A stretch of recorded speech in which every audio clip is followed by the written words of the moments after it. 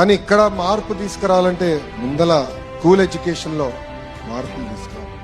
దానికి మన ప్రభుత్వం అనేక నిర్ణయాలు తీసుకుంది. తొలి నిర్ణయం రాజకీయాల్ని ప్రభుత్వ విద్యకి దూరం పెట్టాలని నిర్ణయం తీసుకుంది. మీరు చూసారు, ఎక్కడ గాని మా ఫోటోలు లేవు, మా పార్టీ రంగులు లేవు, మీకు ఇచ్చే మెటీరియల్ లో మా పేర్లు మేము పెట్టుకోవట్లేదు. ఎవరిని చూసి మనం సమాజానికి సేవ చేయాలి, ఎవరిని చూసి మనం మంచి పనులు చేయాలో వాళ్ళ పేర్లు పెట్టాం. డాక్టర్ సర్వేపల్లి రాధాకృష్ణన్ గారి పేరుతో స్కూల్ కిట్స్ అందజేశాం. డొక్క సీతమ్మ గారి పేరుతో ఈ రోజు మధ్యాహ్న భోజనం పథకం అందజేస్తున్నాం. అంతేకాదు, గతంలో ప్రభుత్వం కార్యక్రమం చేస్తే ముందల పట్టుకెళ్లేది మన పిల్లల్ని.